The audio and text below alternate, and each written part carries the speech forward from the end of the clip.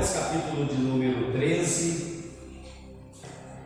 Irmãos, uma palavra bastante interessante, um relato aí muito interessante que fala muito com a nossa vida e nos ensina muita coisa nesse texto. E o que eu quero falar com você nessa noite, aquilo que o Espírito Santo colocou no meu coração, é sobre buscando a presença de Deus. Então, buscar a presença de Deus é algo, amados, que tem que ser da maneira que Deus quer, não do jeito que nós queremos. E hoje o Espírito Santo de Deus vem falando para você também nesta noite: busque a presença de Deus com santidade, para que Deus se alegre de você. E quando você busca a presença de Deus com santidade, de uma maneira que Deus se agrada, você pode ter certeza que tua casa, tua família, tudo que você tem será abençoado, porque a presença de Deus estará ali. Davi, ele colocou no coração aqui um desejo, que isso tem que estar em todos nós. Como eu disse para você, aquela arca representava ali a presença de Deus, e ela estava na casa de um homem chamado Abinadab. Ela estava guardada ali. Na época de Saul era um homem que não fazia as coisas da maneira de Deus, era um rei mau, né? Ele não se importou com a arca de Deus, ele não se importou com a presença de Deus. Isso mostra para nós que quando o pecado está no coração da pessoa, ela não se importa em buscar a Deus, ela não se importa com a presença de Deus, né? Mas quando nós temos um coração limpo, um coração puro, quando temos um coração puro, nós queremos Deus na nossa vida. Porque a gente sabe, amados, que é só Deus para abençoar, é só Deus para fazer as coisas acontecer. Da nossa força, da nossa capacidade, o nosso conhecimento, nada vai fluir. Mas quando Deus manda a palavra de vitória, quando Deus determina, você pode ter certeza disso, que a bênção vem. Por isso é importante você buscar a presença de Deus. E Davi, ele fez isso. Ele quis a presença de Deus, ele reuniu o povo ali e falou: olha, vamos buscar a arca da aliança, porque desde o tempo de Davi, de Saul, nós não buscamos. Está aí no verso 3, e tornemos a trazer para nós a arca do nosso Deus, porque não buscamos nos dias de Saul. Observe junto comigo aqui a história. Aí o povo todo decidiu. Aí no verso 4 fala assim, que aquilo pareceu bom aos olhos de todo o povo, e eles disseram: tá, então vamos lá buscar então.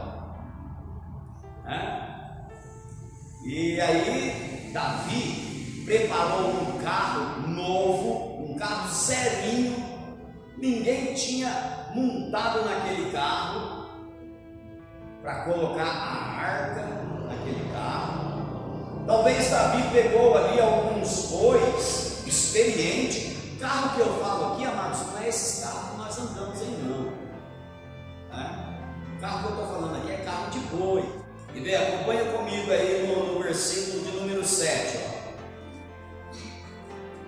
E levaram a arca de Deus da casa de Abinadab sobre um carro novo. Uza e Aió guiavam o carro. E Davi ia ali fazendo a festa com todo o povo, alegre, contente, cantando com toda a força, com cânticos, com harpas, com saltério, com tamborins, com símbolos, com trombetas. Imagine, amados, o louvor que não estava acontecendo ali. E aí estava vindo aquela festa toda, aquela alegria toda. Olha o verso 9. E chegando à eira de Quidom, estendeu Uza a sua mão para segurar a harpa, porque os bois tropeçaram. Então se acendeu a ira do Senhor contra Uza e o feriu por ter estendido a sua mão à arca, e morreu ali perante Deus. O irmãos, olha que tragédia. A Bíblia fala aí no versículo de número 11, que Davi se encheu de tristeza. Ele estava indo alegre, feliz, contente.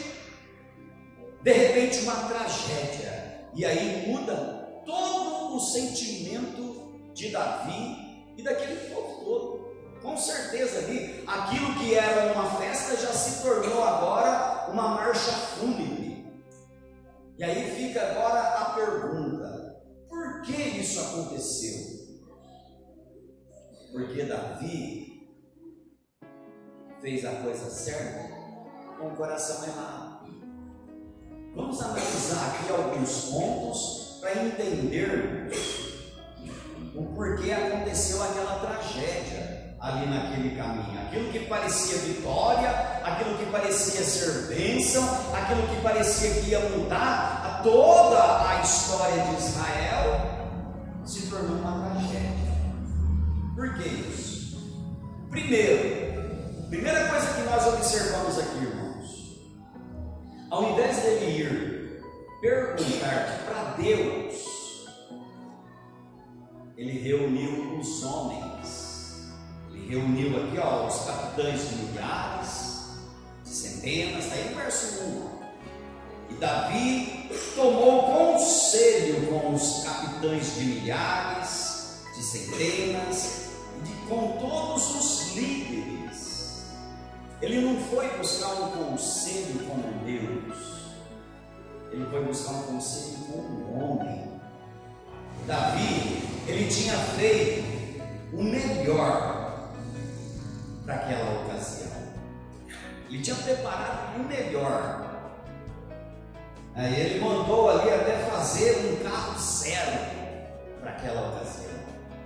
Deus, muitas vezes, Ele não quer algo novo. Deus, às vezes, Ele quer aquela comunhão antiga que você tinha. Os crentes hoje estão buscando a Deus de uma forma errada porque eles estão querendo dar algo novo para Deus, inovando a busca deles com Deus. Deus não quer isso. Deus quer a maneira antiga de você buscar a Deus. Deus quer que você volte àquele fervor que você tinha antes, em estar na casa do Senhor, em buscar a Deus, aquele fervor em orar, aquele fervor em cantar louvores para Deus. Deus não quer algo novo nosso. Deus quer um compromisso antigo, as veredas antigas. Davi preparou um carro novinho para Deus, e Deus não aceitou aquele carro. O que aconteceu diante daquela tragédia ali? Davi, ele ficou triste. Nós vimos aí no versículo de número 11, verso 11. E Davi se encheu de tristeza, porque o Senhor havia aberto brechas em Uza. Por isso chamou aquele lugar Pérez Uza até o dia de hoje. E naquele dia temeu Davi a Deus, dizendo: como? Olha como que muda a história aqui, irmãos. Davi temeu a Deus naquele dia ali, e ele perguntou assim: como trarei a mim a arca de Deus? Verso 13, por isso Davi não trouxe a arca a si, a cidade de Davi, porém ele fez levar a casa de Obed-edom, o judeu. Olha isso daqui, irmãos. Assim ficou a arca de Deus com a família de Obed-edom 3 meses em sua casa. E o Senhor abençoou a casa de Obed-edom e todo dia. A casa de Obed-edom se tornou ali uma casa abençoada. Deus prosperou a vida daquele homem. Deus mudou a sorte daquele homem. Deus mudou a casa daquele homem, mudou a família daquele homem.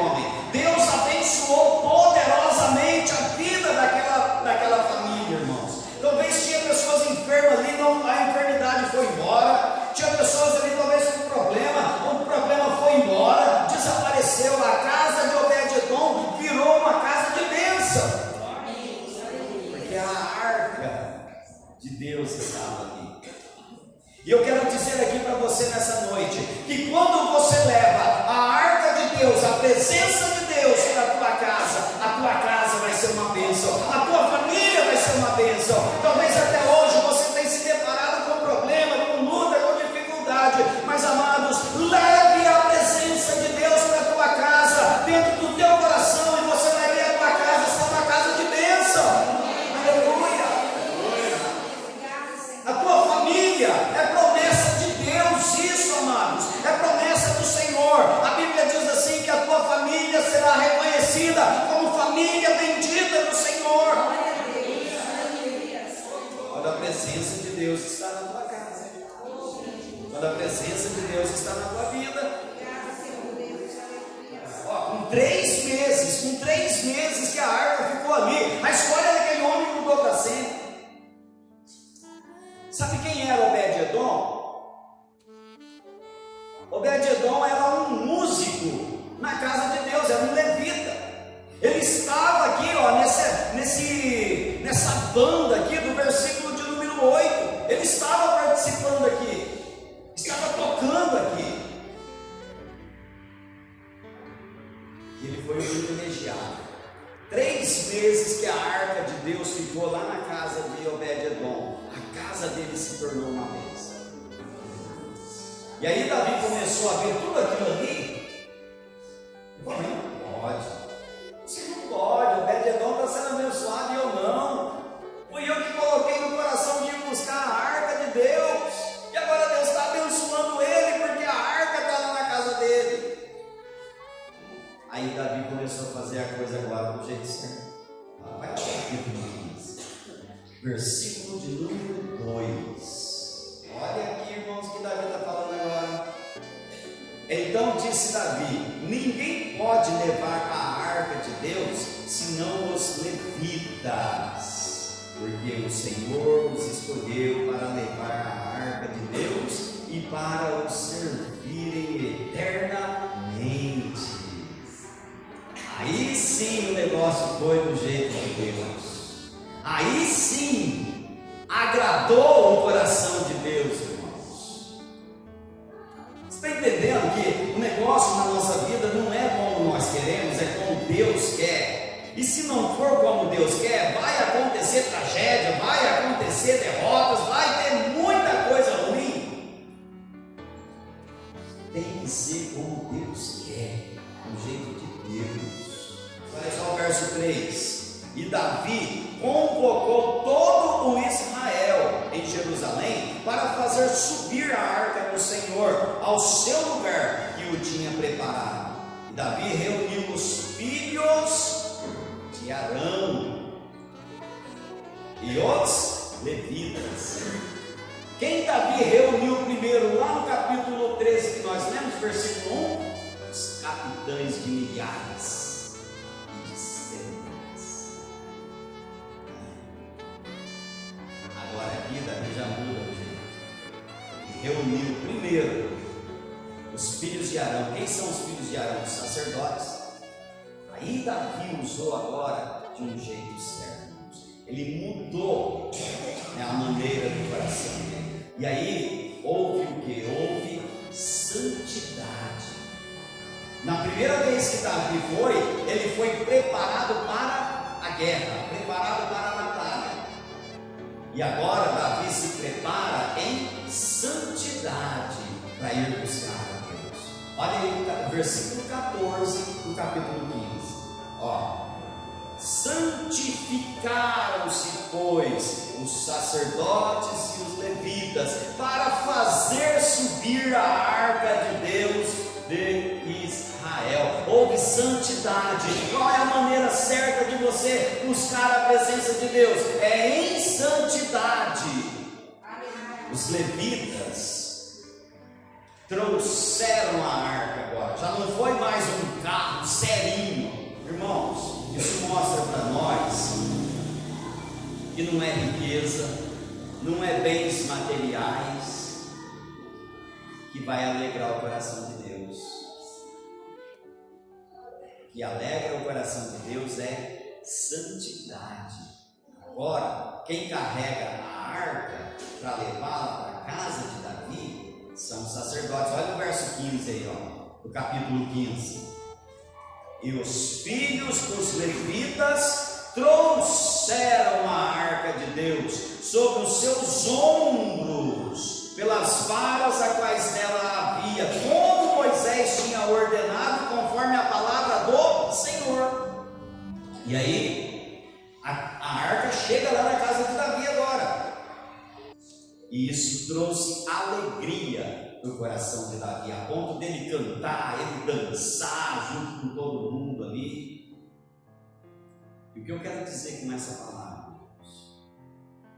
Que quando a presença de Deus é na tua vida, você se sente feliz.